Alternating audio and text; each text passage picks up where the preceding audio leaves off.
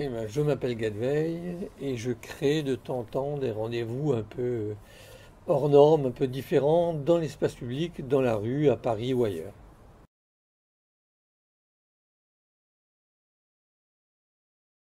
Ce sont plutôt la responsabilité de l'homme, les questions environnementales et quelle est la place de l'homme dans son rapport à la nature et quelle est surtout sa responsabilité et son discernement.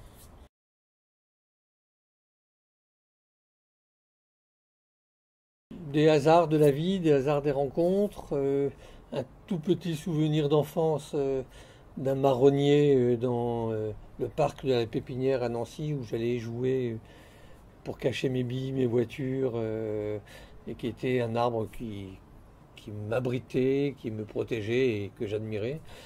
Et puis ensuite, le hasard de la vie, les rencontres avec les agriculteurs quand nous avons fait la grande moisson il y a 27 ans.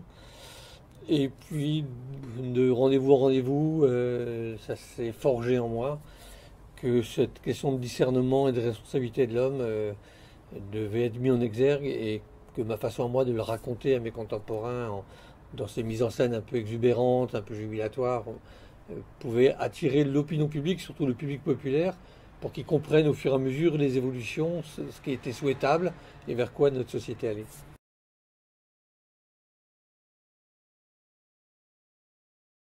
Ce que ça m'a surtout appris, c'est que la France a toujours ce côté universaliste et tient un propos qui est toujours un peu en avance sur son temps, mais qui est crédible et qui est compris par l'ensemble des peuples.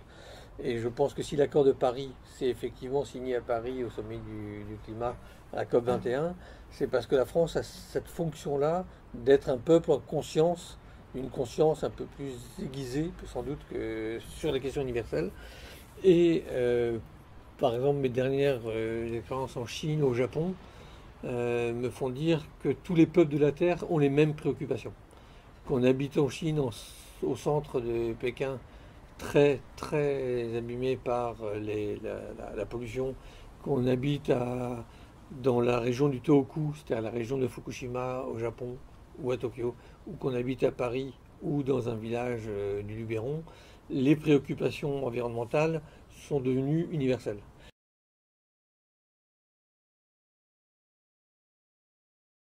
Le départ d'un projet qui va démarrer là cet automne 2017 et qui est un projet pour plusieurs années, qui est ce magnifique projet qui s'appelle la Happy Valley, qui a été créé par l'équipe d'Invivo et qui consiste à transformer tous les abords de l'autoroute A1 depuis Roissy jusqu'à la Porte de Chapelle à Paris en une vallée agricole souriante, colorée, harmonieuse, qui fasse travailler les agriculteurs et qui surtout fasse que des millions de touristes qui viennent de par le monde visiter Paris et la France rentrent dans Paris depuis Roissy par une vallée heureuse, la Happy Valley, qui soit une vallée agricole comme un retour aux sources du paysage, parce que c'est la magie des mots en français, le paysan fait les paysages et les paysages font le pays.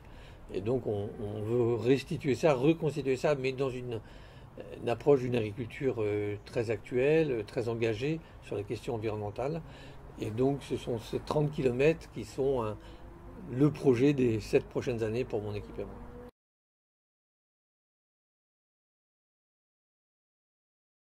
Le conseil, c'est, moi j'ai démarré mes activités de cette forme-là à 27 ans, donc sans diplôme et sans appui, en se lançant comme ça, en quittant le chômage, en partant du chômage.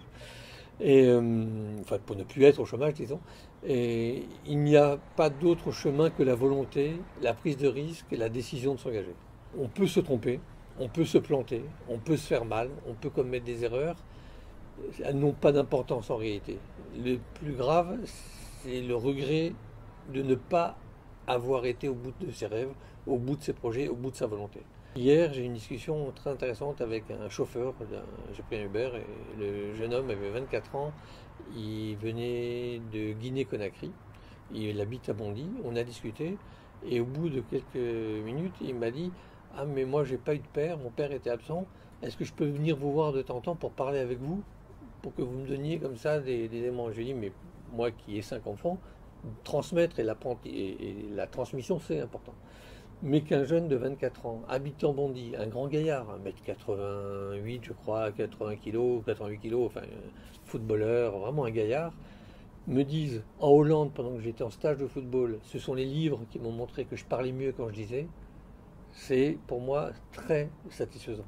C'est pour moi, rien que d'entendre cette phrase-là de ce garçon-là dans cette voiture, c'est très satisfaisant, c'est très rassurant, parce que ça veut dire que le monde de la culture, le monde de la transmission est toujours celui qui va apprendre à une génération qui monte à aller mieux, à s'approfondir, à se projeter dans une société nouvelle en mutation, la nôtre.